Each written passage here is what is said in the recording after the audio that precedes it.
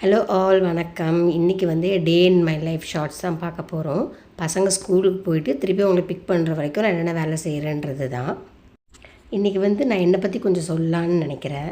நான் வந்து ஒரு பிலோ மிடில் கிளாஸ் ஃபேமிலியிலேருந்து தான் வந்தேன். நான், என் தங்கச்சி, எங்கள் அப்பா அம்மா, நாங்கள் 4 பேர். எங்கள் அப்பா அம்மா எங்களை நல்லா படிக்க வச்சாங்க. பட் மிடில் கிளாஸ் ஃபேமிலின்றதுனால எங்கள் அப்பா அம்மா 2 பேருமே வந்து ஒர்க் பண்ணுவாங்க. காலையில் கிளம்பிட்டாங்கன்னா 8 o'clock தான் நைட்டு வருவாங்க. அவங்க வரத்துக்குள்ளேயே நாங்களே ஹோம் ஒர்க்லாம் பண்ணிவிடுவோம். சம்டைம்ஸ் பசி வந்துடும், அது மாதிரிலாம் இருக்கும். நிறைய மிஸ் பண்ணியிருக்கோம் நானும் என் தங்கச்சும் சின்ன வயசில். பட் எங்கள் ஃப்ரெண்ட்ஸ் எல்லாம் நாங்கள் பார்க்கும்போது அவங்க வீட்டில் ஹோம் ஒர்க் சொல்லி தரது, அவங்க வந்தோடனே டிஃபன் செஞ்சு தரது, அது மாதிரிலாம் பார்க்கும்போது எங்களுக்கு நிறைய வந்து ஒரு மாதிரி ஏக்கமாக இருக்கும். அப்படி தான் எங்களுக்கு வந்து சைல்ட்ஹுட் போச்சு. காலேஜும் வந்து ஹாஸ்டலாகவே அமைஞ்சிருச்சு. 5 years அப்படி தான் காலேஜ் போச்சு. காலேஜ் படிச்சுட்டு இருக்கும்போதே நான் டிசைட் பண்ணேன், கல்யாணம் பண்ணால் வந்து வேலைக்கு போகக்கூடாது, இதே மாதிரி நம்ம பசங்களும் நினைக்கக்கூடாது, நம்ம வீட்டில் இருக்கணும்னு. அதுக்காக நல்லாலாம் படிக்காமல் இல்லை, நான் நல்லா படிப்பேன், நம்பர் 1 ஸ்டூடெண்ட் தான்.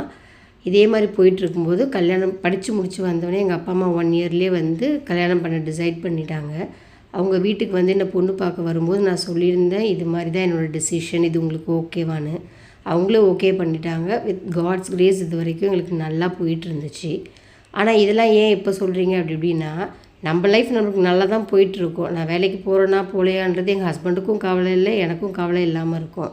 பட் நம்மளை பார்க்குறவங்க நமக்கு தெரிஞ்சு செய்வாங்களா தெரியாமல் செய்வாங்களான்னு தெரியாது.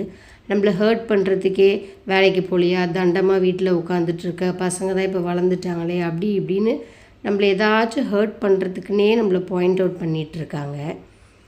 வேலைக்கு போகணுன்றது நல்ல விஷயந்தான். பட் போக முடியலன்றதும் அவங்களோட சாய்ஸ் தான். அதில் யாரும் வந்து சொல்ல வேண்டிய உரிமை இருக்கான்றது எங்களுக்கு தெரியல, எவ்வளோ க்ளோஸாக இருந்தாலும்.